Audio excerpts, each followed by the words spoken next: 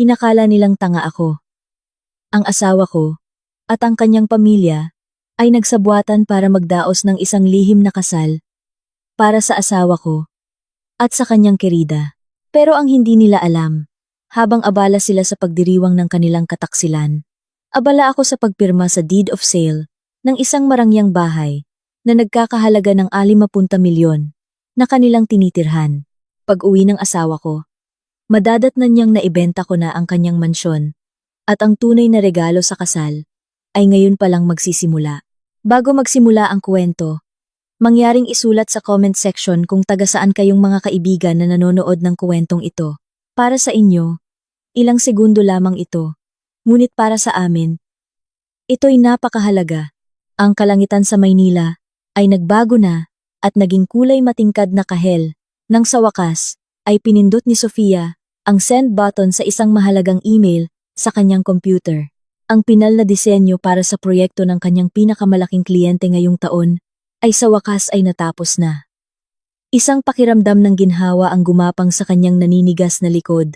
Sumandal siya sa kanyang upuan sa opisina. Minasahe ang kanyang sentido, na bahagyang kumikirot. 6:00 na ng gabi. Walang tigil siyang nagtrabaho, mula pa kaninang umaga. Tanging paghinto, para sa tanghalian, ang naging pahinga niya. Ang dating maingay na opisina, ay nagsisimula ng tumahimik. Ilan na lamang sa kanyang mga kasamahan ang natitira, na naghahabol din ng kanilang mga deadline. Kinuha ni Sofia ang kanyang cellphone. Walang sagot mula kay Miguel, ang kanyang asawa. Kaninang umaga, nagpadala si Sofia ng isang mensahe para magbigay ng lakas loob. Ingat sa business trip mo sa Cebu ha. Mahal, huwag kalimutang kumain. Hihintayin ko ang tawag mo. Ang mensaheng iyon ay may 2 kulay abong check pa rin, hindi pa nababasa. Napabuntong hininga si Sofia. Marahil ay sobrang abala si Miguel. Ang pulong sa kliyente sa Cebu ay tiyak na nakakaubos ng oras. Naisip niya. 3 araw nang wala ang kanyang asawa. At ang bahay ay tila napakatahimik kung wala siya. Kahit napagod sa trabaho, laging tinitiyak ni Sofia na natutugunan ang mga pangangailangan ni Miguel. Palagi niyang namimiss ang kanyang asawa. Ang mga halakhak ng lalaking pinakasalan niya sa loob ng 5 taon. Para maibsan ang kanyang kalungkutan, bago ayusin ang kanyang mesa at umuwi, binuksan ni Sofia ang Facebook app sa kanyang telepono. Automatikong nag-scroll ang kanyang mga daliri sa newsfeed.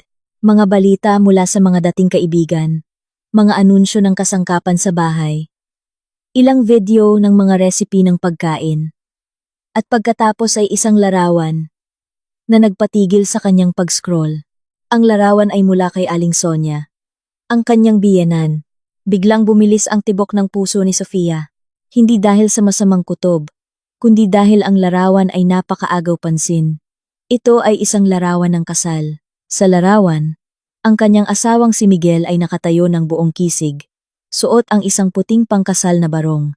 Sa tabi niya, isang babaeng kilalang kilala ni Sofia, si Angela, isang junior na kasamahan ni Miguel sa ibang departamento, ay nakangiti ng malapad. Si Angela ay nakasuot ng katugmang damit pangkasal, kumpleto sa makapal na makeup. Pareho nilang hawak ang isang marriage certificate. Ang mas nakakagulat ay ang mga taong nakapaligid sa kanila. Nandoon si Aling Sonia, nakatayo mismo sa tabi ni Miguel. Buong pagmamalaking niyayakap ang kanyang anak. Nandoon din ang kapatid ni Miguel. At ang mga tiyahin at tiyuhin mula sa pamilya ni Miguel. Lahat sila ay masayang nakangiti sa kamera. Nakapose sa isang silid na pinalamutian ng mga sariwang bulaklak. Nagsimulang manginig ang mga kamay ni Sofia. Mali ito. Siguro luma itong larawan. Siguro isang simpleng selebrasyon lang ito. Pero ang suot nila ay damit pangkasal. Binasa ni Sofia ang caption ng larawan na isinulat ni Aling Sonia.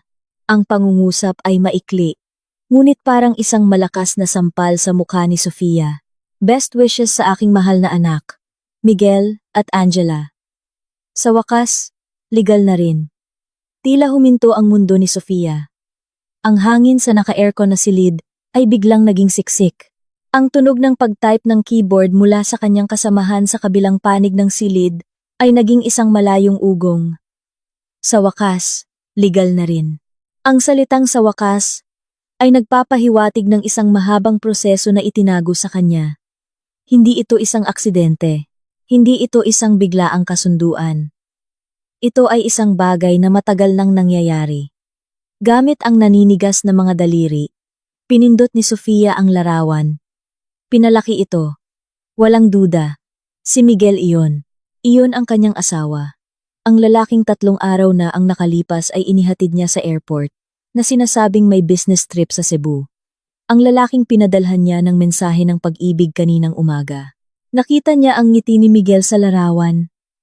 Isang tunay at masayang ngiti. Isang ngiti na matagal nang hindi nakikita ni Sofia kapag kasama siya ni Miguel. Pagkatapos ay tiningnan ni Sofia ang comment section. Ang mga komento ay mas lalong sumaksak sa kanya. Congrats, Miguel. Sa wakas, parte na ng pamilya natin si Angela. Sulat ng kanyang hipag. Salamat sa Diyos, Aling Sonia. Sa wakas ay may bago kang manugang na handang magbigay ng apo. Congrats po. Sulat ng isa sa mga tiyahin ni Miguel. Naging maayos ang seremonya, Kuya Miguel. Sana magka-baby na kayo agad. Sabi naman ng pinsan ni Miguel. Alam ng lahat. Alam ng buong pamilya ng kanyang asawa. Lahat sila ay dumalo sa okasyong iyon. Lahat sila ay sumang-ayon. Lahat sila ay naging bahagi ng malaking kasinungalingang ito. Nasusuka si Sofia, kaya habang siya ay abala sa pagtatrabaho, nagbabanat ng buto para bayaran ang mga hulog sa kanilang marangyang bahay, bayaran ang mga bill ng sports car ni Miguel, at kahit na magbigay ng buwanang sustento kay Aling Sonia, silang lahat ay nasa likod niya. Pinaplano ang pangalawang kasal ng kanyang asawa. Isang lihim na kasal. Siyempre, hindi kailanman maglalakas loob si Miguel na hiwalayan siya o humingi ng permiso na mag-asawa muli. Dahil alam ni Miguel na halos lahat ng kanilang malalaking ari-arian ay nakapangalan kay Sofia, ang bahay na kanilang tinitirhan. Isang bahay na nagkakahalaga ng 50 milyon sa isang elite subdivision. Ay bahay na binili ni Sofia gamit ang malaking bonus mula sa kanyang kumpanya, ilang taon na ang nakalipas. Kahit na nagmakaawa si Miguel na gawing joint ang pangalan sa titulo, si Sofia, na pinalaki ng kanyang ama na maging matalino sa pananalapi, ay iginiit na ito ay manatili sa kanyang pangalan lamang. Pumayag si Miguel sa kondisyon na ang pinakabagong mamahaling kotse ay dapat nakapangalan sa kanya. Pumayag si Sofia. Ngayon, ang lahat ng kanyang kabaitan ay tila katangahan. Lahat ng kanyang pag-ibig ay tila nasayang. Siya ay pinagtaksilan ng sama-sama, hindi lamang ng kanyang asawa, kundi ng buong pamilya, na matagal na niyang iginagalang, na palagi niyang pinakitunguhan ng mabuti. Ang sakit ay napakatindi. Ngunit kakaiba, walang luhang lumabas. Ang tanging naroon ay isang nanunuot na lamig. Ang lamig ng purong galit. Sinara ni Sofia ang Facebook app. Hindi na niya kailangang makita pa. Ang larawan at mga komento ay sapat na. Huminga siya ng malalim. Sinusubukang pakalmahin ang kanyang mga kamay na nanginginig pa rin. Tumingin siya sa screen ng kanyang computer na nagpapakita ng kanyang ipinadalang email. Proyekto tapos, kliyente masaya, karera nagniningning, ngunit ang kanyang buhay may asawa ay durog na durog. Hindi niya ito hahayaan. Hindi siya magiging isang mahinang babae na iiyak sa isang sulok. Lahat sila ay sumuporta sa ginawa ni Miguel. Lahat sila ay nagdiwang sa kataksilang ito. Tumayo si Sofia.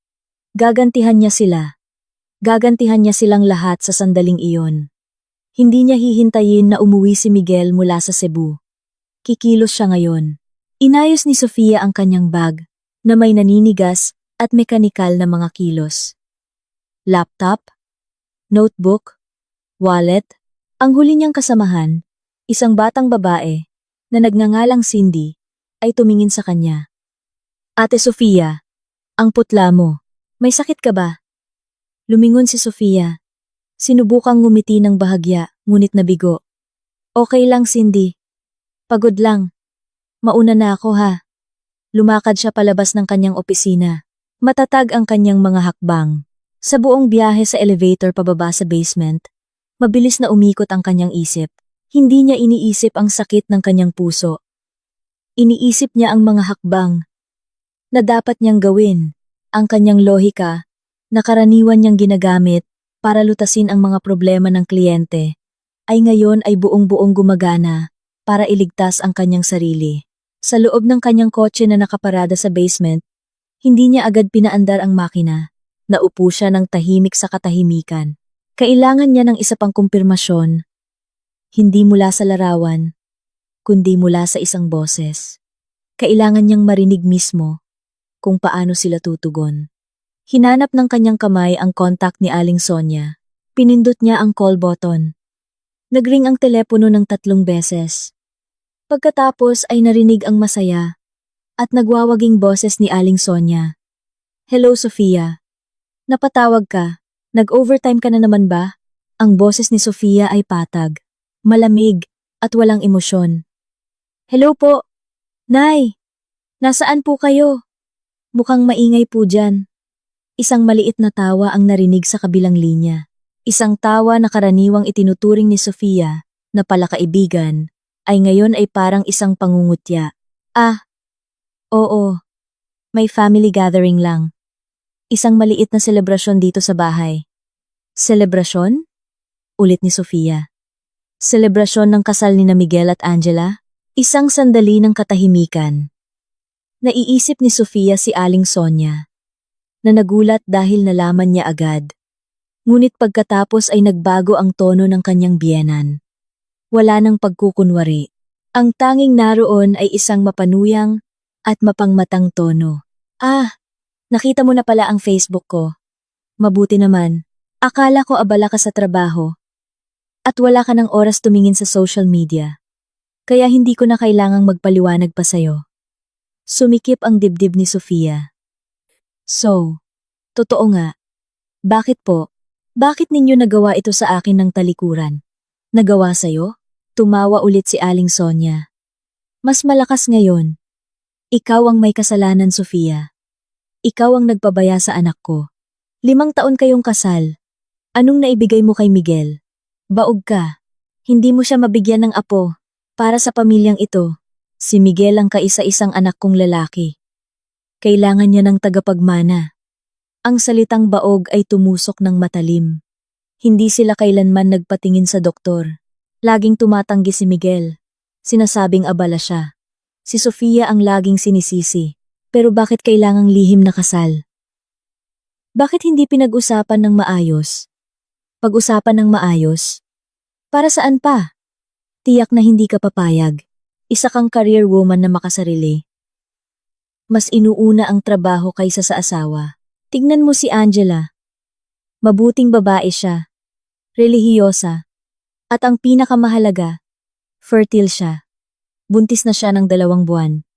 Anak ni Miguel. Kaysa naman magkasala pa sila ng paulit-ulit, mas mabuti pang ipakasal ko na sila. Legal, di ba? Isa ka namang relihiyosang babae. Dapat naiintindihan mo ang konsepto ng poligamya. Dapat handa kang suportahan ang asawa mo. Buntis ng 2 buwan. Kaya ang relasyong ito ay ilang buwan na, marahil ay taon na. Ang madalas na business trips ni Miguel, lahat ay kasinungalingan. At ang kanyang biyenan, hindi lang niya alam. Siya pa ang nagplano. Kayo po ang nagplano ng lahat ng ito? Tanong ni Sofia. Halos pabulong na ang boses. Siyempre, may pagmamalaking sagot ni Aling Sonia. Ako ang naghanap kay Angela para kay Miguel. Isang babaeng alam ang lugar niya bilang asawa, naglilingkod sa asawa at nagbibigay ng anak. Hindi tulad mo na pera lang ang alam na hanapin. Sige na, Sofia, tanggapin mo na lang ang kapalaran mo. Huwag kang maging hadlang sa kaligayahan ng anak ko. Kung tatanggapin mo ito ng buong puso, malaki ang gantimpala mo. Click. Pinatay ni Aling Sonia ang tawag. Tinitigan ni Sofia ang madilim na screen ng kanyang telepono. Tahimik. Walang luha. Ang kanyang galit ay lumampas na sa hangganan ng sakit. Pakiramdam niya ay isa siyang tanga. Sa buong panahon, iginagalang niya si Aling Sonia na parang sarili niyang ina. Nagpapadala siya ng pera buwan-buwan nang hindi hinihingan. Binibilhan niya ito ng mamahaling regalo tuwing kaarawan nito, at ito ang ganti. Itinuring siyang isang baog na ATM machine. Sige, bulong ni Sofia sa sarili. Lahat kayo sumusuporta sa kanya. Lahat kayo nagpipiesta sa aking pagdurusa. Mabilis na gumana ang kanyang isip. Mga ari-arian. Iyon ang habol nila. Akala nila ay tatahimik lang si Sofia, tatanggapin ng poligamya, at patuloy na popondohan ang kanilang marangyang buhay. Akala nila ay magiging mapagparaya siya dahil relihiyosa siya. Nagkakamali sila.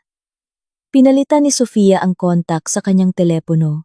Sa pagkakataong ito, tinawagan niya ang kanyang personal na abogado, si Attorney Reyes, isang nasa katanghaliang gulang na lalaki, na mahigpit at napakagaling na tumulong sa kanya sa lahat ng legalidad ng kanyang mga ari-arian at negosyo. Magandang gabi, Attorney Reyes. Pasensya na sa abala. Si Sofia po ito. Magandang gabi. Ginang Sofia. Napatawag ka. May maitutulong ba ako? Ang boses ni Attorney Reyes ay kalmado. Kailangan ko po ng tulong ninyo. Agad-agad. Ngayong gabi rin. Sabi ni Sofia. Matatag ang boses. Gusto kong ibenta ang bahay ko. Ang bahay sa Acacia Avenue. No. 1. Ang tinitirhan ko. Narinig niyang napabuntong hininga si Attorney Reyes sa kabilang linya. Ginang Sofia. Ang bahay na iyon, na nagkakahalaga ng yung 5-2 milyon? Bakit biglaan? May problema ba? May napaka-urgent na problema. Kailangan ko itong maibenta ngayong gabi. Wala akong pakialam kung medyo bumaba ang presyo. Ang mahalaga, maibenta ito ngayong gabi o pinakamatagal bukas ng umaga. Ang pera ay dapat pumasok sa bago kong personal na account. Pakigawa na rin po ako ng bagong bank account na hindi konektado sa joint account namin. Isang profesional si Attorney Reyes. Hindi na siya nagtanong pa tungkol sa personal na problema ng kanyang kliyente. Alam niya ang tono ng boses ni Sofia. Nagkataon, Ginang Sofia. Mayroon akong kliyente. Isang property investor na matagal nang interesado sa isang bahay sa inyong lugar. Nag-alok na siya noon, pero tinanggihan ninyo. Sigurado akong interesado pa rin siya. Tatawagan ko siya ngayon din. Siya, yung tipo ng investor na gusto ng mabilis na transaksyon. Tungkol sa mga dokumento, lahat ay ligtas sa aking vault. 100% na nakapangalan sa inyo. Mabuti, sabi ni Sofia. Asikasuhin niyo na po lahat ng papeles. Pupunta ako sa opisina ninyo ngayon para pirmahan ang anumang kailangan. At isa pa po, attorney. Ano po iyon, Ginang Sofia? Pakihanda na rin po ang divorce petition para sa asawa kong si Miguel, na may pinakamabigat na mga paratang. Pero wag po munang isampa. Hintayin niyo ang utos ko. Sige, Ginang Sofia. Ihahanda ko ang lahat. Mag-ingat po kayo sa daan. Pinatay ni Sofia ang tawag. Pinaandar niya ang makina ng kotse. Hindi siya umuwi sa alabangpung tamilyong bahay na iyon. Hindi na iyon ang kanyang tahanan. Isa na lamang iyong asset na kailangang gawing pera. Mag-check-in siya sa isang hotel ngayong gabi. Habang naghihintay na pumasok ang pera, pagpaplanuhan niya ang kanyang susunod na hakbang. Inapakan niya ang gas. Humagibis ang kanyang kotse sa gitna ng trapiko sa Maynila. Sa kanyang isipan, isang malamig at detalyadong plano ng paghihiganti ang nagsisimulang mabuo. Gusto nila ng isang party. Bibigyan sila ni Sofia ng isang regalo sa kasal na hinding-hindi nila malilimutan habang buhay. Hindi umuwi si Sofia ng gabing iyon. Dumiretso siya sa isang 5-star hotel na hindi kalayuan sa opisina ni Attorney Reyes. Nag-book siya ng isang suite para sa susunod na 3 araw. Gamit ang kanyang personal na credit card. Nagrehistro gamit ang kanyang pangalan noong dalaga pa. Pagkatapos ilapag ang kanyang handbag, dumiretso siya sa opisina ni Attorney Reyes, na pumayag na makipagkita sa kanya ng gabing iyon. Tiningnan siya ng abogado, na may pag-aalala, ngunit propesyonal na mga mata. Hindi siya gaanong nagtanong. Inabot lang niya ang ilang paunang dokumento. Ito po ang special power of attorney, para sa pagbebenta, Ginang Sofia. Gamit ito, maaari kong iproseso ang negosasyon kay Mr. Ocampo bukas ng umaga. Paliwanag ni Attorney Reyes. Si Mr. Ocampo ang investor na binanggit niya sa telepono. Nakausap ko na po siya. Napaka-interesado niya at handang makipagkita bukas ng umaga. Siya yung tipo na ayaw ng paligoy-ligoy. Mabuti. Maikling sabi ni Sofia. Matatag ang kanyang boses. Pinirmahan niya ang dokumento nang walang pag-aalinlangan. Pakiproseso po ito sa lalong madaling panahon, attorney. Gusto kong matapos ang transaksyon bukas din. Gagawin ko po ang lahat ng aking makakaya, ginang Sofia. Bukas ng umaga, ihahanda ko na rin ang bagong bank account na personal ninyong pangalan. Hiwalay sa lahat ng iba pa. Tungkol naman sa divorce petition, inihahanda na ito ng aking team. Tumango si Sofia. Salamat, attorney. Kailangan kong bumalik saglit sa bahay.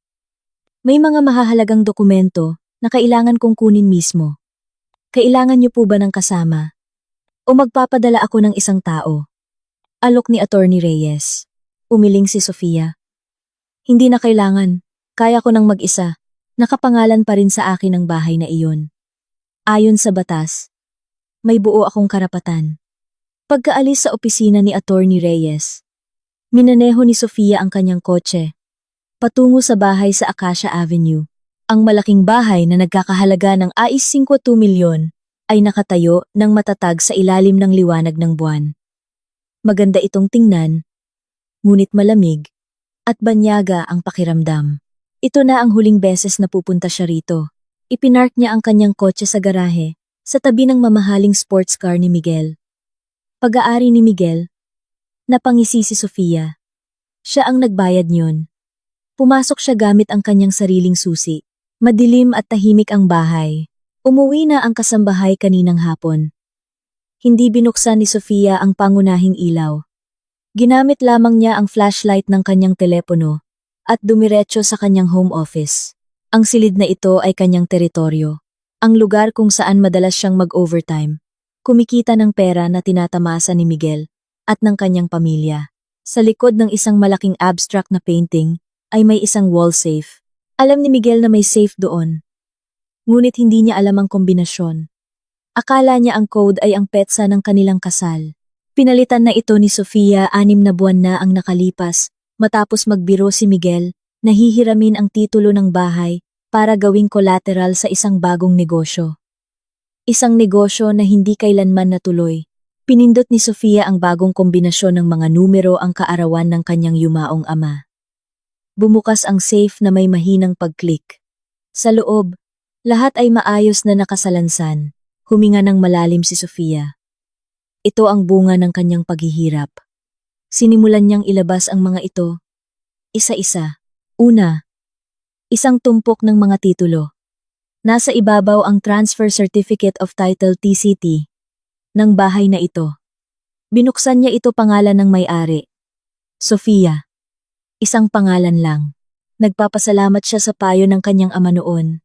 Huwag na huwag mong paghaluin ang malalaking ari-arian at bulag na pag-ibig. Pangalawa, ang mga OR, CR ng mga sasakyan. May 3 rehistro. Ang premium sedan na ginagamit niya araw-araw. Nakapangalan kay Sofia. Ang family SUV na madalas gamitin ni Aling Sonia kapag bumibisita, nakapangalan kay Sofia. At ang OR, CR ng sports car ni Miguel. Ngumiti ng bahagya si Sofia. Ipinagmamalaki ni Miguel ang kotseng iyon. Ipinagyayabang sa lahat ng kanyang mga kaibigan na parabang pinaghirapan niya ito. Ngunit si Sofia ay sapat na matalino. Ang kotse ay binili sa ilalim ng pangalan ng kumpanya ni Sofia. Bilang isang operational vehicle. Para sa direktor, na siya mismo, si Miguel ay binigyan lamang ng pribilehiyong gamitin ito. Ang rehistro ay ligtas sa mga kamay ni Sofia. Pangatlo, ang mga titulo ng 2 commercial units sa isang bagong umuunlad na business district. Parehong purong investment ni Sofia. Parehong nakapangalan kay Sofia. Pang-apat, isang folder na naglalaman ng mga ulat ng kanyang stock portfolio at mutual funds. Lahat ng mga account na iyon ay nasa kanyang personal na pangalan. Binuksan bago pa siya ikasal. Ang halaga nito ay lumago na ng malaki. Gumawa siya ng mabilis na kalkulasyon sa kanyang isip. Malaki-laki ang sahod ni Miguel. Ngunit wala itong binatbat sa kanyang kinikita. Ang sahod ni Miguel ay nauubos sa kanyang lifestyle. Ang kanyang mga libangan ay golf, pag-modify ng sports car na hindi naman sa kanya, at paglilibre sa kanyang mga kaibigan. Bukod pa riyan ang buwa ng allowance para kay Aling Sonia at sa kanyang mga kapatid. Kinakalkula ni Sofia na marahil 80% o kahit 90% ng kabuuang yaman na kanilang tinatamasa ay galing sa kanyang sariling pawis. At salamat sa kanyang pagiging maingat, halos lahat ay legal na nakapangalan sa kanya. Masyadong tamad at arugante si Miguel para mag-abala sa mga nakakainip na detalye ng administrasyon. Gusto lang niyang gumamit, mag-enjoy, at magyabang. Nang isasara na ni Sofia ang safe, napansin ng kanyang mga mata ang isang bagong asul na folder sa pinakalikod. Isang folder na hindi sa kanya. Hindi siya kailanman naglagay ng dokumento doon. Inabot ng kanyang kamay. Kinuha ang folder. Walang label sa harap. Binuksan niya ito. Tila huminto ang pagtibok ng kanyang puso. Ito ay isang kopya ng isang life insurance policy. Dahan-dahan niyang binasa. Pangalan ng insured. Sofia. Halaga ng insurance ay 5 milyon. Petsa ng pag-issue ng policy. 3 buwan na ang nakalipas. 3 buwan iyon ay halos kasabay ng kumpirmasyon ng pagbubuntis ni Angela. Naisip ni Sofia. Pagkatapos ay binasa niya ang pinakamahalagang bahagi, ang pangalan ng beneficiary. Huminto ang kanyang puso sa isang segundo. Nakasulat doon, Angela, na may paliwanag sa ibaba. Fiancé. Nanigas si Sofia. Ang lahat ng dugo sa kanyang katawan ay tila nanlamig. Hindi na lamang ito simpleng pangangaliwa. Hindi na lamang ito lihim na pag-aasawa. Hindi na lamang ito tungkol sa pera. Ito ay isang plano ng pagpatay. Hindi lang nila gusto ang kanyang yaman. Gusto nila ang kanyang yaman at ang kanyang buhay. Ang 50 milyon ay mapupunta kay Angela, ang fiancé. Kung mamamatay si Sofia, ang lihim na kasal ay paunang hakbang lamang. Ang pagbubuntis ni Angela ang nagtulak dito. Ang mga salita ni Aling Sonia, baog ka, ay biglang nagkaroon ng mas nakakatakot na kahulugan. Marahil hindi lang iyon isang insulto. Iyon ay isang pagbibigay katwiran. Isang dahilan kung bakit karapat-dapat siyang alisin. Napaupo si Sofia sa malamig na sahig ng kanyang opisina. Ang sakit ng puso dahil sa kataksilan ay napalitan na ngayon ng tunay na takot. Na pagkatapos ay naging isang nagyayelong galit. Gusto nilang patayin siya, si Miguel. Ang lalaking minahal niya, nakasama niya sa iisang kama, ay pinaplano ang kanyang kamatayan, kasama ang kerida nito. Hindi niya sila bibigyan ng pagkakataong iyon. Gamit ang nanginginig na kamay, inilagay ni Sofia ang insurance policy sa kanyang bag. Ito ay ebidensya. Pagkatapos ay tumayo siya. Kumuha ng isang maliit na duffel bag mula sa aparador. Hindi na siya kumuha ng mga gamit na may sentimental na halaga. Kinuha lamang niya ang kanyang kailangan. Ang kanyang work laptop. Lahat ng dokumento ng ari-arian na kanyang inilabas. Ilang praktikal na pamalit na damit. At ang kanyang mga gamit sa pagdarasal. Ang kanyang mga mata ay napako sa kanilang larawan sa kasal na nasa ibabaw ng kanyang mesa. Si Miguel ay nakangiti ng malapad. Si Sofia ay nakangiti ng malapad. Masaya, walang muwang, at puno ng pag-ibig. Kinuha niya ang larawan mula sa frame. Tinitigan niya ng mabuti ang mukha ni Miguel. Gusto ng lalaking ito na mamatay siya. Sa isang mabilis na kilos, pinunit niya ang larawan sa dalawa at pinunit ulit at ulit. Itinapon niya ang mga piraso ng larawan sa basurahan. Ang walang lamang frame ay hinayaan niyang nakahandusay sa mesa. Pinatay ni Sofia ang ilaw sa opisina. Nilock ito. Lumabas siya ng bahay. Dumaan sa marangyang sala. Sa modernong kusina kung saan dati siyang nagluluto ng mga paboritong pagkain ni Miguel. Hindi siya lumingon. Pumasok siya sa kanyang kotse. Nilock ang gate mula sa labas. At umalis. Ang 50 milyong bahay ay isa na lamang ari-arian na malapit ng magpalit ng may-ari At siya ngayon ay hindi na isang asawang pinagtaksilan. Siya ay isang babae na lumalaban para sa kanyang buhay. Hindi nakatulog si Sofia ng gabing iyon. Ginugol niya ang gabi sa kanyang marangya, ngunit tahimik na silid sa hotel. Nanalangin siya, humihingi ng lakas at patnubay. Ang life insurance policy ay nakalatag sa mesa, sa tabi ng kanyang prayer mat. Sa tuwing nakikita ng kanyang mga mata ang asul na folder, anumang pag-aalinlangan o lungkot na maaaring natitira ay agad na nawawala. Napapalitan ng bakal na determinasyon. Hindi na ito tungkol sa diborsyo. Ito ay tungkol sa isang krimen. 8:00 ng umaga, tumunog ang kanyang telepono. Si Attorney Reyes. Hello, Ginang Sofia. Magandang balita. 100% na pumayag si Mr. Ocampo. Handa siyang makipagkita ng 10:00 ng umaga sa aking opisina. Dadalhin niya ang kanyang notaryo at team. Gusto niyang matapos ang transaksyon ngayong araw. Eksakto tulad ng hiling ninyo. Sige, attorney. Pupunta ako dyan ng 10:00. Maraming salamat. Sagot ni Sofia. Kalmado at kontrolado ang kanyang boses. Naghanda siya. Pinili niya ang kanyang pinakamagandang damit pang opisina. Isang itim na blazer, na tamang-tama sa katawan. Ipinares sa isang malinis na puting blusa, at isang eleganteng kulay abo na hijab. Manipis lang ang kanyang make-up. Sapat lang para takpan ang mga bakas ng gabing walang tulog. Nang tumingin siya sa salamin, ang nakita niya ay hindi ang sawi na si Sofia. Ito si Sofia, ang direktor. Isang mahusay, malamig, at nakatutok na negosyador. 10 minuto bago mag 10:00, dumating siya sa opisina ni Attorney Reyes. Si Mr. Ocampo, isang matipunong lalaki na nasa 50s, ay naghihintay na. Kasama niya ang 2 abogado at isang notaryo. Naging mabilis at episyente ang pulong. Ginang Sofia, ikinalulungkot kong marinig na kailangan ninyong ibenta ang bahay ng biglaan, sabi ni Mr. Ocampo. Ang kanyang boses ay malalim at may autoridad, pero hindi na ako magpapaligoy-ligoy. Matagal ko nang gusto ang isang property sa lugar na iyan, sabi ni Attorney Reyes. Gusto ninyo ng mabilis na proseso? Ako rin. Hindi na ako tatawad.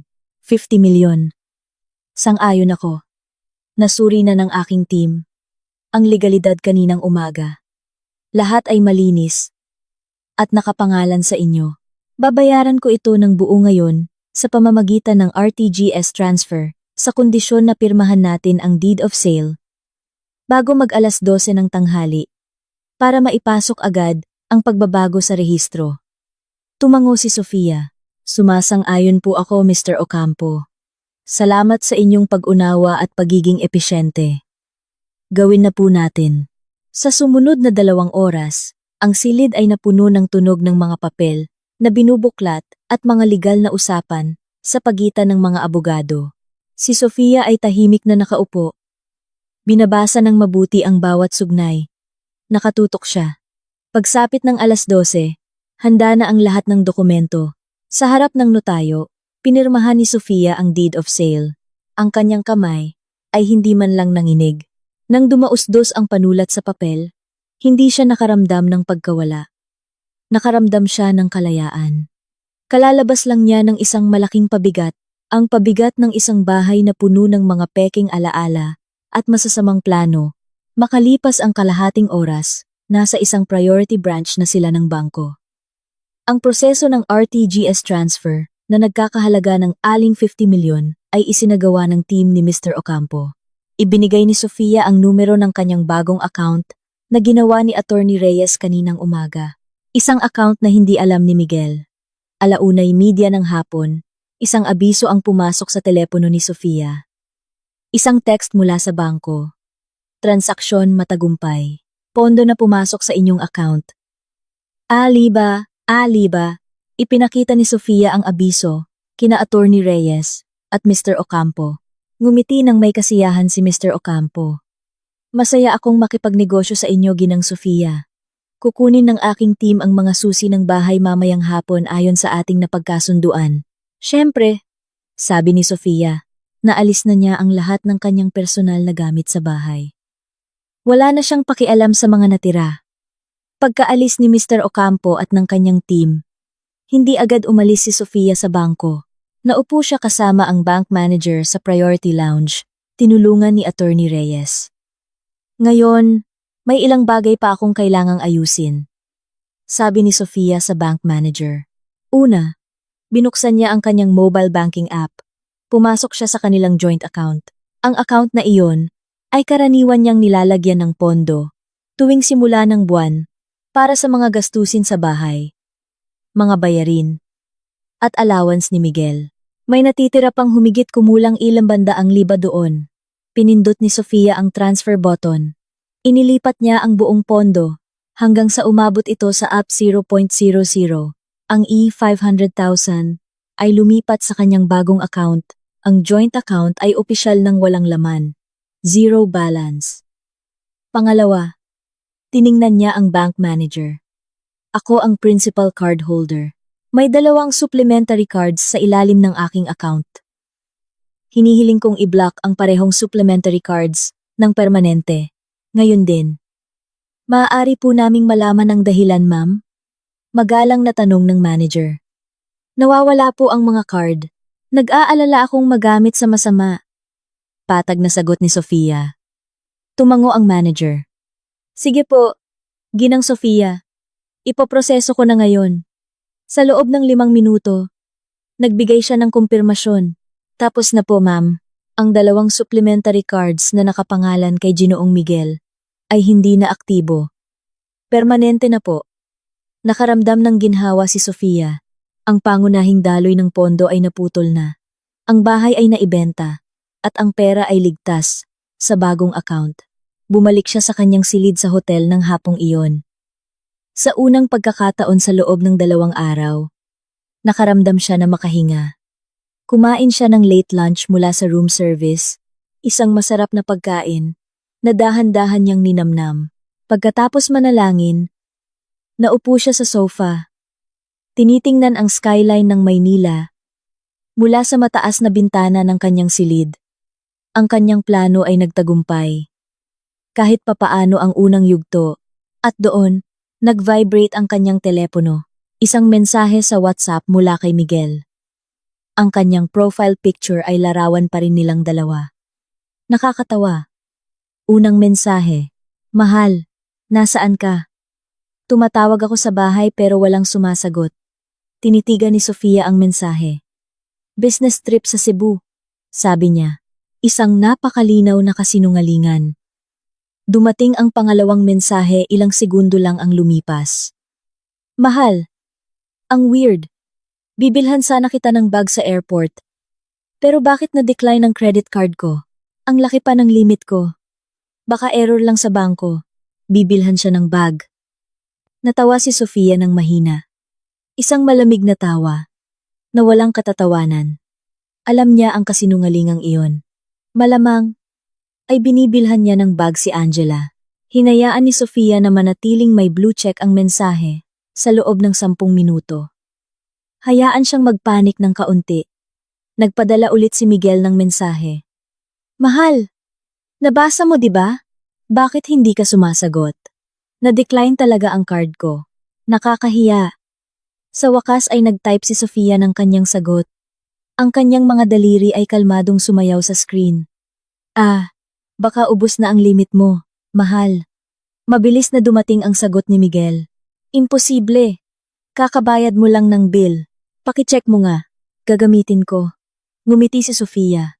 Nag-type siya ng kanyang huling mensahe para sa lalaking iyon. Umuwi ka na lang agad, mahal.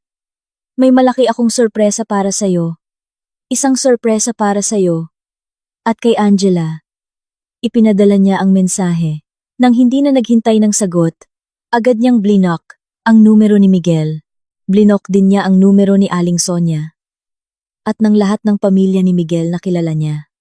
Wala nang komunikasyon. Aksyon na lang. Ang ikalawang yugto ay magsisimula bukas.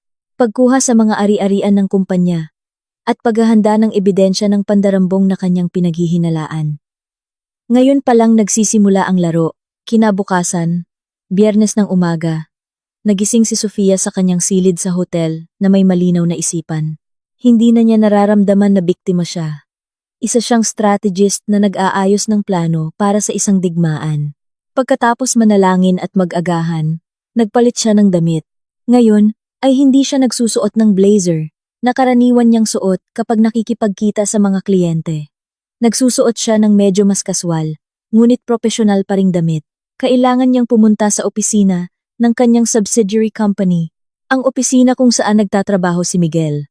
Ang opisina na hindi alam ng marami na pag-aari niya. Ang kumpanyang iyon, isang design and construction firm, ay sinadya niyang itatag 3 taon na ang nakalipas. Inilagay niya si Miguel doon bilang operations manager. Binigyan siya ng malaking sahod at autoridad. Iyon ang kanyang pagkakamali. Gusto niyang maramdaman ng kanyang asawa na siya ay ipinagmamalaki at matagumpay, na hindi siya nasa ilalim ng anino ng tagumpay ni Sofia. Binigyan niya si Miguel ng entablado, ngunit ginamit pa ito ni Miguel para saksakin siya sa likod. Sinadya ni Sofia na hindi ilagay ang kanyang sarili bilang CEO sa kumpanyang iyon ng hayagan. Ang kanyang pangalan ay nasa mga papeles ng pagpapatayo bilang may-ari ng mayoryang bahagi, 90%. Ngunit ang itinalaga niyang CEO ay ang kanyang matagal nang pinagkakatiwalaan, si Mr. Hernandez. Si Mr. Hernandez ang namamahala sa malalaking administratibong gawain habang si Miguel ang namamahala sa pang-araw-araw na operasyon. At ang namamahala sa pananalapi ay si Mr. Cruz, isang senior accountant na 100% ang katapatan kay Sofia. Hindi tinawagan ni Sofia si Mr. Hernandez. Nagpa siyang pumunta ng direkta. Ang sorpresa ay isang mahalagang elemento. Dumating siya sa modernong lobby ng opisina ng 9:00 ng umaga. Isang batang receptionist ang tumingin sa kanya. "Magandang umaga po. May maitutulong po ba ako? May appointment po ba kayo kanino?" "Gusto kong makipagkita kay Mr. Hernandez." "Sabihin mo si Sofia." "Paumanhin po, Ma'am Sofia." "Sinong Sofia po? May appointment po ba kayo?" Ngumiti ng bahagya si Sofia. "Sabihin mo lang, Sofia, emergency." Maiintindihan niya. Nag-aalangang tumawag ang receptionist. Ilang segundo lang ang lumipas. Nanlaki ang kanyang mga mata. "Sige po, ma'am. Dumiretso na po kayo sa 5th floor. Hihintayin po kayo ni Mr. Hernandez sa harap ng elevator." Tama nga, nang bumukas ang pinto ng elevator sa 5th floor, nakatayo na roon si Mr. Hernandez na may maputla at tensyonadong mukha. Siya ay isang lalaki na nasa huling bahagi ng kanyang 40s. "Ginang Sofia, napadalaw po kayo. Ano po ang nangyari? May problema po ba?" "May malaking problema, Mr. Hernandez. At kailangan ko ang tulong ninyo," sabi ni Sofia habang nilalakad siya. "Pumunta tayo sa opisina ninyo. Ilak ninyo ang pinto." Sa loob ng maayos na opisina ng finance head, naupo si Sofia sa tapat ni Mr. Hernandez. Hindi siya nagsayang ng oras. "Mr. Hernandez, pasensya na sa biglaang pagdating. Kailangan kong kunin ang lahat ng financial data ni Ginoong Miguel. Sa nakalipas na 6 na buwan, lahat ng gastos, lahat ng cash advance, lahat ng invoice na inaprobahan niya. Ngayon din."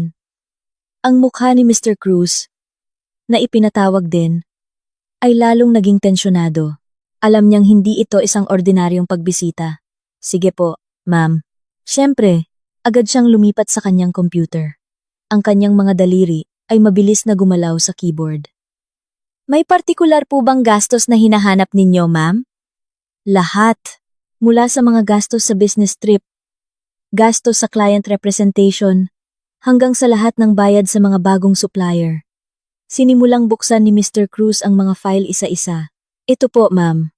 Medyo marami ang business trip ni Ginoong Miguel. 3 araw na ang nakalipas. Sa Cebu.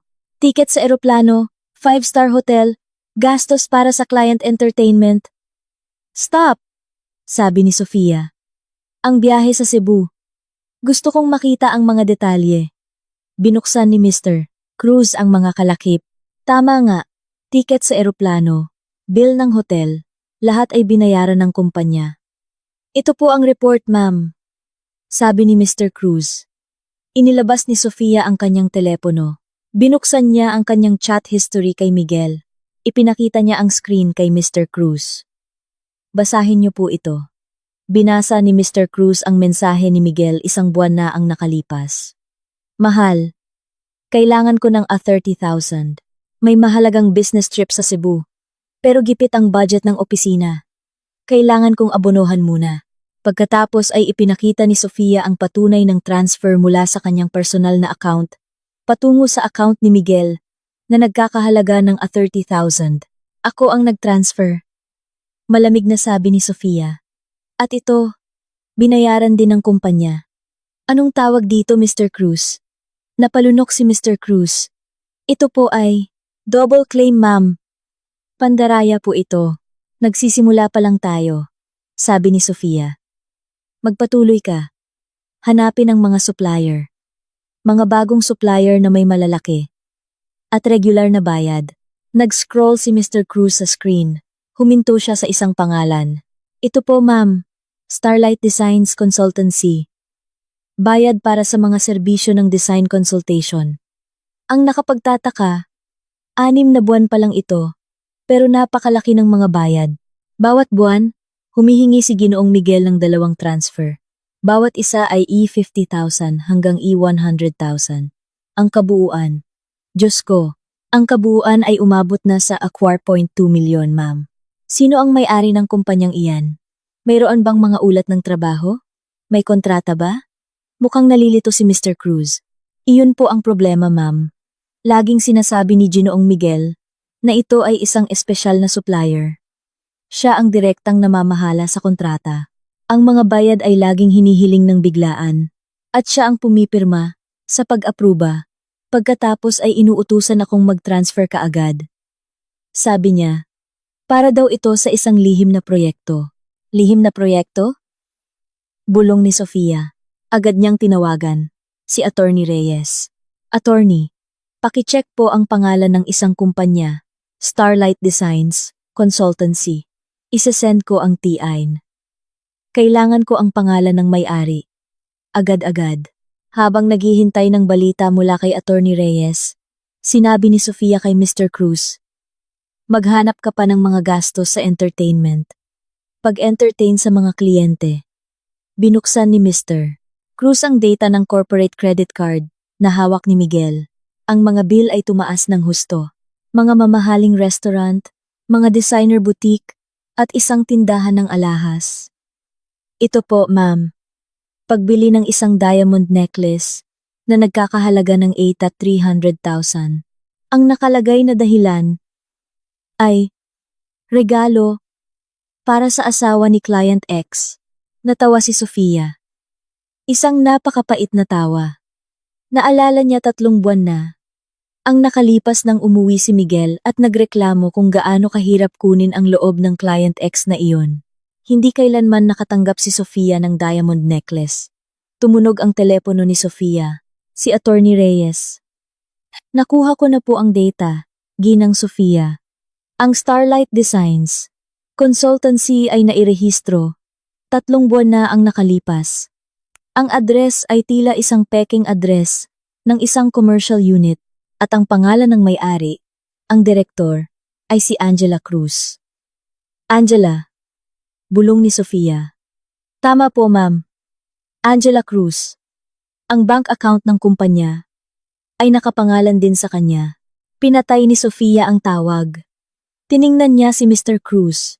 Mr. Cruz, ang AOR, 2 milyon na iyon ay pumasok sa personal na account ng kerida ng asawa ko. Natigilan si Mr. Cruz. Namula ang kanyang mukha sa galit. Pakiramdam niya ay naloko rin siya. Walang hiya. Niloko niya ako ng husto. Hindi lang ikaw. Ako rin. Sabi ni Sofia. Ngayon, bilangin natin. 4.2 milyon kay Angela. Double claim sa business trip. Sabihin na nating dala 800,000 sa loob ng 6 na buwan. Pagbili ng mga personal na gamit-gamit ang corporate card ay 300,000. Ang kabuuan ay umabot na sa 5.3 milyon. Perpektong pandarambong sa pondo ng kumpanya. Tumayo si Sofia. Mr. Cruz, gusto kong i-print mo ang lahat ng ebidensyang ito. Ang mga patunay ng transfer, mga peking invoice mula sa Starlight Designs, kopya ng mga bill ng corporate credit card, at ang data ng rehistro ng kumpanya na nakapangalan kay Angela. Gusto ko ng isang kumpleto at makapal na file. Sige po ma'am, ihahanda ko agad, sabi ni Mr. Cruz. Mabilis ang kanyang mga kilos. Isa pa, dagdag ni Sofia. Nagtatrabaho ba si Angela dito? Tumango si Mr. Cruz. Opo ma'am. Nasa marketing division siya. 6 na buwan pa lang siya rito. Si Ginoong Miguel mismo ang nag-recruit sa kanya. Sakto. Pakihanda ang mga sulat ng pagpapatalsik para kay Ginoong Miguel at Binibining Angela. Ngayon din. Dahilan. Pagpapatalsik ng walang karangalan dahil sa pandarambong sa pondo ng kumpanya at malubhang paglabag sa etika ng kumpanya. Sige po. Ginang Sofia, ang mga sulat ay nasa inyong mesa bago magtanghalian. 1 oras ang lumipas. Umalis si Sofia sa opisina. Hindi siya bumalik sa hotel. Pumunta siya sa opisina ni Attorney Reyes. Hawak niya ang isang makapal na folder na naglalaman ng lahat ng ebidensya ng pandarambong. Ibinigay niya ang folder sa kanyang abogado. Ito, sabi ni Sofia. Handa na ang pambalot ng kanilang regalo sa kasal. Ito ay ebidensya ng isang krimen. Hindi lang diborsyo ang gusto ko. Gusto kong kasuhan sila. Tinanggap ni Attorney Reyes ang folder. Binuksan niya ito ng bahagya. Nanlaki ang kanyang mga mata. Ito ay napakalakas. Ginang Sofia. Hindi lang ito isang kasong sibil. Ito ay isang purong kasong kriminal. Pandarambong sa posisyon. Mabigat ang parusa nito. Alam ko, sabi ni Sofia. Ngayon, hintayin na lang nating umuwi ang daga sa bahay. Nang gabing iyon, nagpadala si Sofia ng maikling mensahe kay Mr. Ocampo, ang bagong may-ari ng kanyang dating bahay. Magandang gabi, Mr. Mr. Ocampo, an alam gabing ng pabuo. Ocampo, para po sa inyong kaalaman. Posibleng may isang hindi inaasahang bisita na darating bukas sa bahay. Hindi niya alam na naibenta na ito. Pakiutos na lang po sa inyong security guard na huwag siyang papasukin. Wala na siyang anumang karapatan. Mabilis na sumagot si Mr. Ocampo. Ako na po ang bahala. Ginang Sofia. Huwag po kayong mag-alala. Inilapag ni Sofia ang kanyang telepono. Naibenta na niya ang bahay. Na-secure ang E50 million. Na-block ang mga credit card. At nakakolekta ng ebidensya ng isang krimen na nagkakahalaga ng higit sa E50 million. Hawak din niya ang isang E50 milyong life insurance policy bilang patunay ng tangkang pagpatay. Ang kanyang mga regalo ay maayos nang nakabalot. Ngayon, kailangan na lang niyang hintayin na dumating sina Miguel at Angela para kunin ang mga ito. Sabado ng tanghali, napakainit ng panahon sa Maynila. Isang taxi ang huminto sa tapat ng malaking gate ng bahay sa Acacia Avenue. Bumukas ang pinto sa likod. Unang lumabas si Miguel. Gusot ang kanyang mukha. Pabalang niyang isinara ang pinto ng taxi. Sa likod niya, hirap na bumaba si Angela. Hinihila ang kanyang malaking maleta habang nagrereklamo. Miguel, ang init. Bakit hindi tayo sinundo ng driver? Sabi mo may personal driver ka. Reklamo ni Angela. Ang kanyang mamahaling damit ay mukhang lukot. Anong klaseng honeymoon to? Uuwi tayong nag-iinitan. Tumahimik ka. Sigaw ni Miguel. Sakit ka sa ulo. Masama ang timpla ni Miguel. Ang kanyang 3 araw na honeymoon plan sa Palawan kasama si Angela, na sinabi niyang business trip sa Cebu kay Sofia, ay naging isang sakuna sa huling araw. Ang kanyang corporate credit card ay na-decline nang babayaran na niya ang hotel bill. Ang kanyang personal na credit card na laging binabayaran ni Sofia ay na-decline din. Napilitan siyang ubusin ang lahat ng natitirang cash sa kanyang wallet at ang ipon ni Angela para bayaran ang bill. Kinailangan nilang umuwi sakay ng taxi mula sa airport.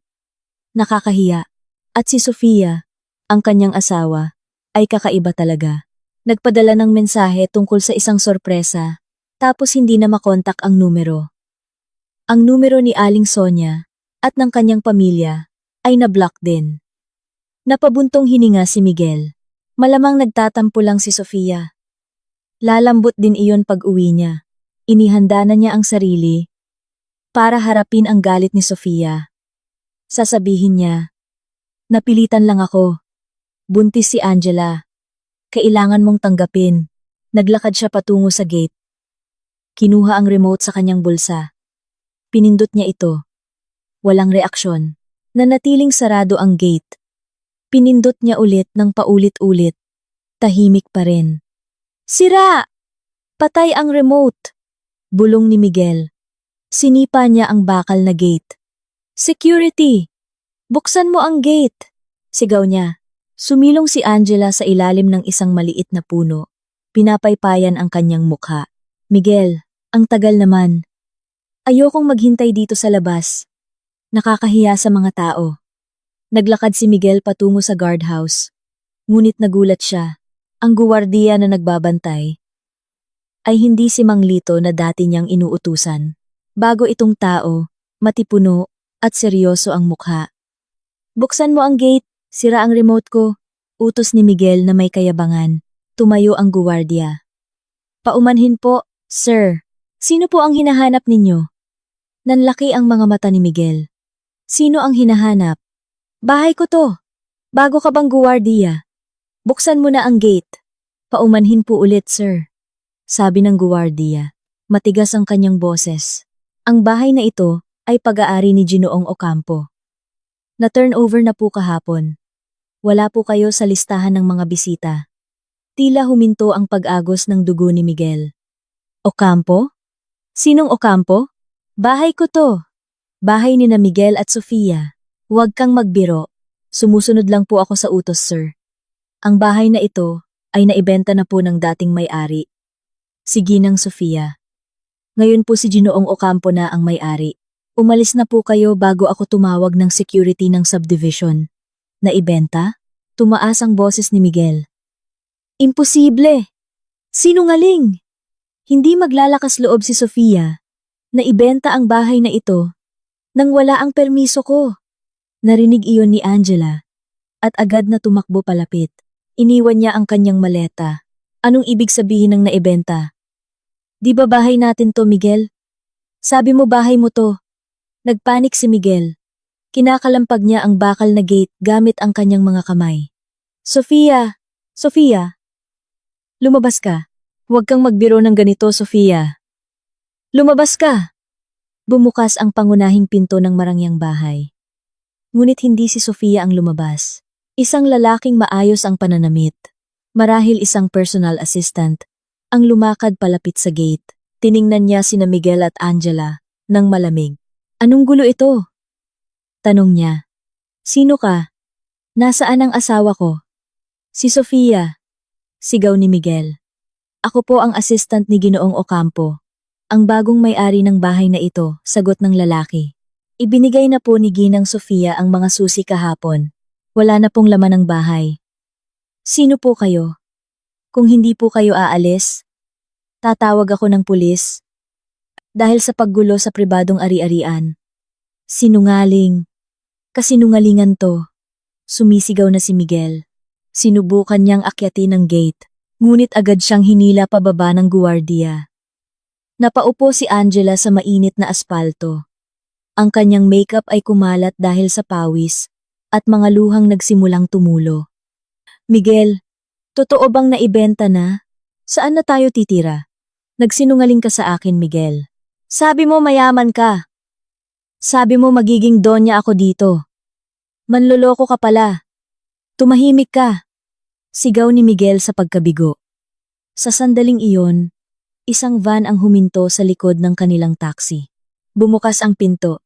Bumaba si Aling Sonia, ang kapatid ni Miguel, at ilang tiyuhin. Dumating sila na may masayang mukha, na nagbabalak na palakasin ang loob ni na Miguel at Angela kapag nakaharap na si Sofia. Plano nilang pilitin si Sofia, natanggapin si Angela bilang kanyang karibal. Ngunit ang nakita nila ay isang magulong eksena. Si Miguel ay gusot at galit, nakikipagtalo sa guwardiya.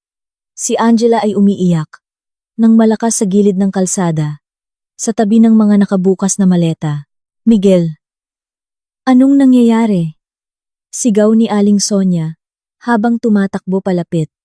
Bakit kayo nasa labas? Bakit umiiyak si Angela sa kalsada? Lumingon si Miguel sa kanyang ina. Pulang-pula ang kanyang mga mata. Nay! Ang bahay na to.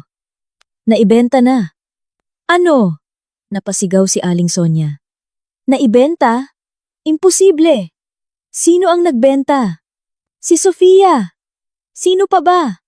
Umungol si Miguel. Ibinenta ng walang hiyang babaeng iyon ang bahay na ito nang hindi natin alam.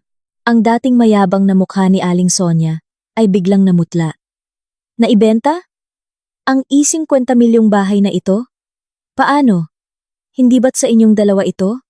Hindi ko alam, Nay. Hindi ko alam. Sinuntok ni Miguel ang poste ng gate. Masakit ang kanyang kamay, ngunit mas masakit ang kanyang puso. Ang hiya, galit, at pagkalito ay naghahalo. Silang lahat ngayon ay nakatayo sa gilid ng kalsada. Isang grupo ng mga mayayaman, na ngayon ay mukhang mga palaboy. Si Miguel, si Angela, si Aling Sonia, at ang buong pamilya ay tahimik na nakatingin sa gate ng marangyang bahay, na ngayon ay sarado na para sa kanila. Kalalabas lang nilang mawalan ng kanilang pinakamalaking ari-arian. Patuloy na nagrereklamo si Angela. Wala akong pakialam, Miguel. Gusto ko ang bahay na ito. Kailangan mong palitan ito. Buntis ako. Anak mo to. Ayokong maghirap. Tumahimik ka. Pwede bang tumahimik ka? Sigaw ni Aling Sonia kay Angela. Kasalanan mo tong lahat. Kung hindi ka nabuntis, hindi kailangang magmadali si Miguel, napakasalan ka. Kaya nagalit si Sofia. Aba, bakit ako ang sinisisi nyo? Kayo rin naman ang sumuporta. Kayo ang nagsabing baog si Sofia. Ganti ni Angela. Ayaw magpatalo. Sa gitna ng kaguluhan, napaupo si Miguel ng matamlay sa gilid ng kalsada sa tabi ni Angela. Hawak niya ang kanyang ulo na parang sasabog. Wala na. Nawala na ang kanyang bahay. Wala siyang pera. Nakablock ang mga credit card. At ngayon ay kasama niya ang isang histerikal na bagong asawa. At isang ina na sinisisi siya. Ang hindi niya alam, ito ay simula pa lamang ng kanyang bangungot. Ang salitang histeria ay masyadong simple para ilarawan ang eksena sa harap ng bahay sa Acacia Avenue ng tanghaling iyon. Si Aling Sonia, na dumating na may taas noo at puno ng tagumpay, ay ngayon ay nakaupo ng matamlay sa mainit na semento. Maputla ang kanyang mukha at ang kanyang bibig ay bumubulong-bulong. Wala na lahat. Ang 150 milyong bahay. Si Angela, sa kabilang banda, ay mula sa pag-iyak, na parang bata, ay naging isang ganap na pagsabog. Tumayo siya, at sinipa ang maleta ni Miguel. Manloloko. Sabi mo mayaman ka. Sabi mo magiging donya ako. Ito pala, pinalayas tayo sa sarili nating bahay. Wala ka palang sariling bahay. Miguel, niloko mo ako. Tumahimik ka. Sigaw ni Aling Sonia. Biglang bumalik ang lakas. Tumayo siya at itinuro ang mukha ni Angela. Kasalanan mo tong lahat, babaeng Makati. Kung hindi mo inakit ang anak ko, hindi magagalit ng ganito si Sofia. Malas ka. Bakit ako ang sinisisi nyo? Sumigaw pabalik si Angela. Wala nang pakialam sa kanyang imahe. Kayo naman ang pinakamasigasig na ipareha ako kay Miguel. Kayo ang nagsabing baog si Sofia. Kayo ang nagsabing ako ang ideal na manugang dahil fertile ako. Ngayon, ako ang sinisisi nyo? Pare-pareho lang kayong mukhang pera. Walang hiya ka. Miguel, ipagtanggol mo naman ako. Hinila-hila ni Angela ang damit ni Miguel. Nakatayo siyang naninigas. Nakatingin sa saradong gate. Ang kanyang isip ay umiikot ng 1,000 milya kada oras. Ibinenta ni Sofia ang bahay. Iyon ay katotohanan. Imposibleng makapasok siya. Ang guwardiya at ang assistant kanina ay mukhang seryoso. Kailangan niyang umalis dito.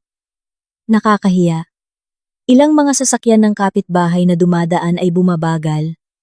Ang mga pasahero ay tumitingin ng may pag-uusisa. Nakakahiya ito. Siya si Miguel, nakilala bilang isang matagumpay na batang ehekutibo. Ngayon ay nakatayo sa gilid ng kalsada na parang palaboy. Napapaligiran ng isang histerikal, na bagong asawa, at isang galit na ina. Pera, Kailangan niya ng pera. Kailangan niyang dalhin sila sa isang hotel o sa apartment ni Angela. Oo, sa apartment. Kahit papaano ay mayroon silang masisilungan. Ngunit para makapunta doon, kailangan niya ng pera. Kailangan niyang mag-book ng taxi. Kinuha ni Miguel ang kanyang bulsa. Manipis ang kanyang wallet. Ilang piraso na lang ng 1,000 piso ang natitira. Ang natirang cash na kinuha niya bago umalis para sa honeymoon. Hindi ito sapat para magbayad ng hotel. Kahit para sa taxi ay kulang. Nakablock ang kanyang mga credit card. Ibig sabihin, kumilos na si Sofia, ngunit mayroon pa silang joint account. Ang account na laging nilalagyan ni Sofia ng pondo para sa mga gastusin sa bahay. May natitira pang 11,000 doon. Naaalala niya, imposibleng maging ganoon katanga si Sofia na ubusin ang joint account. Pera nilang dalawa iyon. Gamit ang bahagyang nanginginig na kamay, inilabas ni Miguel ang kanyang telepono. Binaliwala niya ang mga sigawan ni na Angela at Aling Sonia. Binuksan niya ang kanyang mobile banking app. Hinanap ang icon ng kanilang joint account. Inilagay niya ang kanyang password. Kumakabog ang kanyang dibdib. Bumukas ang app. Pinindot niya ang menu ng balance inquiry. Nagpakita ang screen ng mga numero. Mga numerong nagpasuka sa kanya. Balance. 0.00 ubos. Isang malaking zero. Imposible. Bulong ni Miguel. Pinindot niya ang refresh button. Pareho pa rin ang resulta. Lumabas siya ng app at pumasok ulit. Pareho pa rin. Zero. At naalala niya, hindi ito system error. Sinadya ito. Inubos ni Sofia ang account na iyon. Nagsimulang mamasa ang malamig na pawis sa noo ni Miguel, kahit na napakainit ng panahon. Mabilis siyang lumipat sa ibang banking app. Ang kanyang sariling payroll account. Ang account kung saan pumapasok ang kanyang sahod. Bilang manager, binuksan niya ito. Balance. Ali 15,000. Ali 15,000 na lang ang natitira. Kakapasok lang ng sahod niya noong nakaraang linggo. Ngunit naubos ito sa pagwawaldas sa Palawan, bago nagkaproblema ang kanyang credit card. Akala niya ay pwede niyang gamitin ang corporate card. Tulad ng dati, bangkarote na siya. Wala siyang bahay. Wala siyang pera. Miguel! Niyugyug siya ni Angela. Punta na tayo sa apartment ko. Yung binili mo para sa akin. Ayoko na dito. Apartment. Diyos ko. Apartment. Para silang mga pulubi. Binuksan niya ang isang ride-hailing app. Sakto nang pipindutin na niya ang book button, isang motorsiklo ang huminto sa harap nila. Isang courier na nakasuot ng berdeng jacket ang bumaba. Dala ang isang malaking kahon na napakaganda ng pagkakabalot. Isang silver metallic na pambalot na may malaking itim na satin na ribbon napakarangya. Excuse me. Package para po kay Ginoong Miguel at Ginang Angela. Tanong ng courier. Binabasa ang label sa ibabaw ng kahon. Sabay-sabay na lumingon sina Miguel, Angela, at Aling Sonia. Natahimik sila. Ginang Angela, ulit ng courier. Ako po. Nag-aalangang sumagot si Angela. Humakbang pasulong. Tama po. Ginoong Miguel at Ginang Angela. Dito po ang address. Acacia Avenue. No. 1. Pakipirma na lang po. Sabi ng courier. Inabot ang kanyang telepono. Matigas na pumirma si Miguel. Ibinigay ng courier ang malaking kahon, na medyo mabigat pala, sa mga kamay ni Miguel, at mabilis na umalis. Ngayon, silang tatlo, kasama ang iba pang pamilya, ay nakatayo sa gilid ng kalsada, nakatingin sa isang marangyang kahon ng regalo. Kanino galing? Tanong ng kapatid ni Miguel, na kanina patahimik. Nakita ni Angela ang isang maliit na card na nakatali sa ribbon. Kinuha niya ito. May sulat kamay na napaka-elegante. Sulat kamay ni Sofia. Anong laman yan? Tanong ni Aling Sonia. Naghihinala. Baka naman dumi o bomba ang laman. Imposible. Nay, sabi ni Miguel. Ngunit kinakabahan din siya. Binasa ni Angela nang malakas ang nakasulat sa card. Nanginginig ang kanyang boses. Congratulations sa inyong kasal. Unang regalo sa kasal. Pakibuksan. Regalo mula kay Sofia. Pagkatapos ng lahat ng nangyari, tila napakamali nito. Baka nagsisisi na siya, sabi ni Angela. Biglang nagningning ang kanyang mga mata. Baka alahas o tseke ang laman. Narealize niyang mali ang pagbenta niya sa bahay. Kaya binibigyan niya tayo ng danyos. Buksan mo, utos ni Aling Sonia. Ang kanyang kasakiman ay nanaig sa kanyang paghihinala. Gamit ang nanginginig pa ring kamay, inilagay ni Miguel ang kahon sa ibabaw ng isang maleta. Hinila niya ang itim na satin na ribbon. Madaling natanggal ang ribbon. Pinunit niya ang mamahaling silver na pambalot. Sa loob ay isang matibay na itim na kahon. Walang tatak. Isang simpleng itim na kahon lang. Kumabog ng malakas ang dibdib ni Miguel. Ito ang katahimikan bago ang bagyo. Nararamdaman niya ito. Itinaas niya ang takip ng kahon. Ang laman ng kahon ay hindi tulad ng inaasahan ni Angela. Walang alahas, walang tumpok ng pera, lalo namang walang tseke. Ang tanging naroon ay isang malambot na itim na satin na tela. Sa ibabaw ng tela ay nakalatag ang dalawang makapal na puting sobre na may opisyal na selyo. Ang papel ay matigas at mamahalin. Sa kaliwang itaas na sulok ay nakalimbag ang logo ng kumpanya kung saan nagtatrabaho si Miguel, ang design and construction firm. Isang sobre ay may nakasulat na pangalan. Para kay G. Miguel Reyes.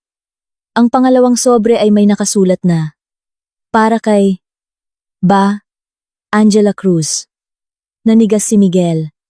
Hindi ito regalo. Ito ay isang opisyal na sulat.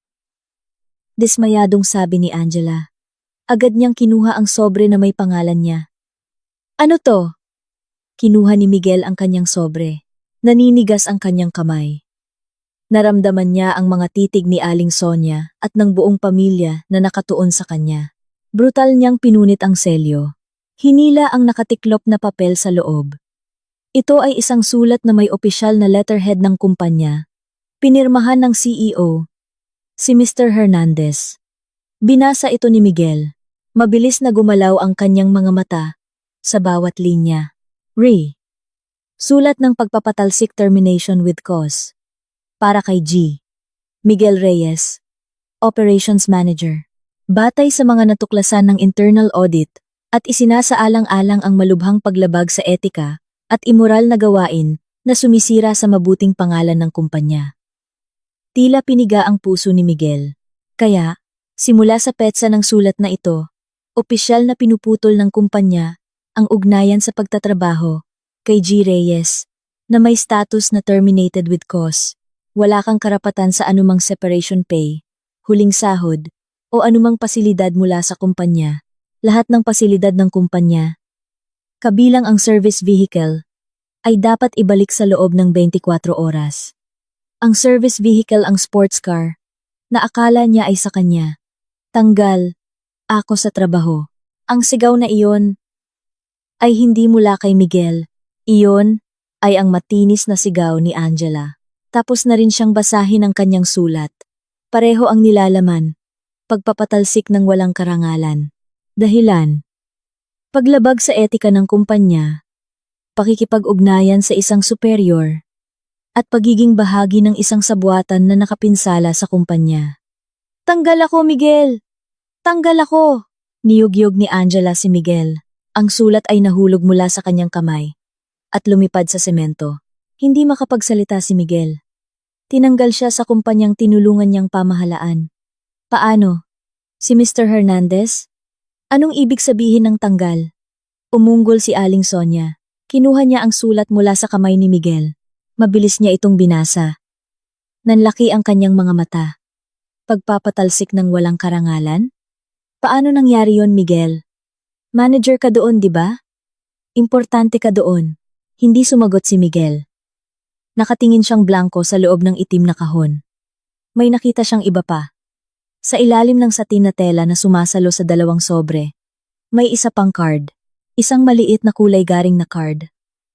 Mas maliit kaysa sa greeting card kanina. Inabot niya ito gamit ang nanginginig na kamay. Sulat kamay ulit ni Sofia. Malinis, matatag, at malamig. Binasa muna niya ito sa kanyang isip.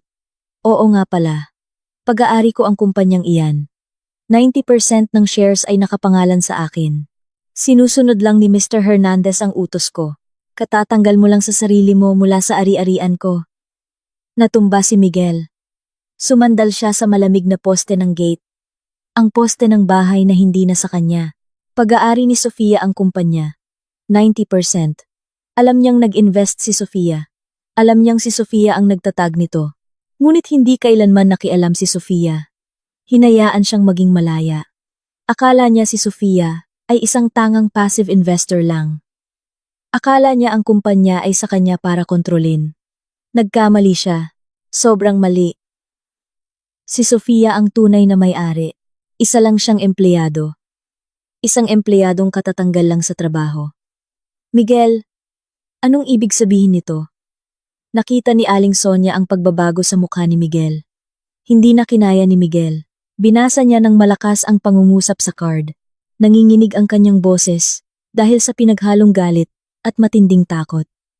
Oo nga pala Miguel. Pag-aari ko ang kumpanyang iyan. 90% ng shares ay nakapangalan sa akin. Katatanggal mo lang sa sarili mo mula sa ari-arian ko. Isang ganap na katahimikan ang bumalot sa gilid ng kalsada sa loob ng 5 segundo. Pati si Angela ay huminto sa pag-iyak. Pagkatapos ay ipinagpatuloy ni Miguel ang pagbasa. Sa huling linya sa card. Pero, huwag kang mag-alala. Hindi pa dumarating ang pangunahing regalo.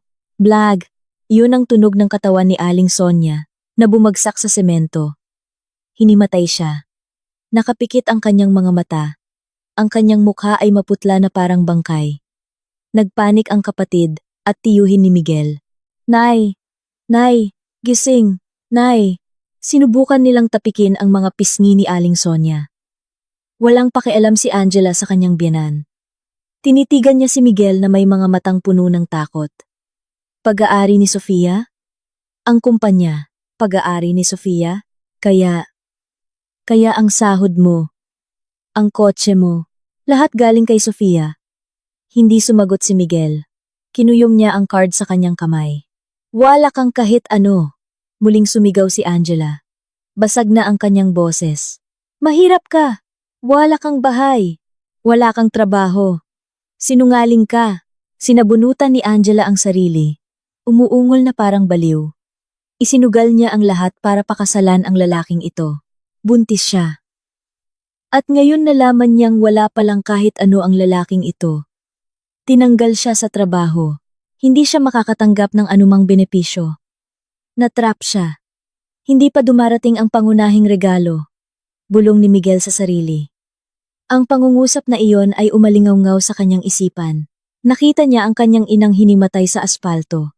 Nakita niya ang kanyang bagong asawa na histerikal. Nakita niya ang natitirang pamilya na nakatingin sa kanya nang may pagkalito at takot. Nawala ang uan 50 milyong bahay. Nawala ang uan 500,000 sa joint account. Nablock ang mga credit card. Nawala ang trabahong may daan-daang libong sahod. Kukunin ang sports car. Tinanggal siya nang walang karangalan. At sinabi ni Sofia na hindi pa dumarating ang pangunahing regalo. Isang dalisay at malamig na takot ang gumapang sa gulugod ni Miguel. Ano pa? Ano pa ang mas malala kaysa dito? Umabot na sa sukdulan ang kaguluhan sa gilid ng kalsada. Si Aling Sonia ay nakahandusay at hinimatay. Pinalilibutan ng kanyang nagpapanik na pamilya. Si Angela, sa kabilang dako, ay mula sa histerikal na pag-iyak, ay naging isang desperadong pagsigaw. Ang kanyang buhok na dating maayos, ay ngayon ay gusot na. Ang kanyang make-up ay ganap ng kumalat, nagpapakita ng isang namamaga at puno ng puot na mukha. Paulit-ulit niyang pinaghahampas ang dibdib ni Miguel. Sinungaling ka! Manloloko! Sabi mo bubuhayin mo ako sa yaman. Sabi mo magiging donya ako. Mahirap ka pala. Wala kang kahit ano. Buntis ako, Miguel. Buntis ako sa anak mo. Anong gagawin natin? Si Miguel mismo ay nakatayo na parang estatwa.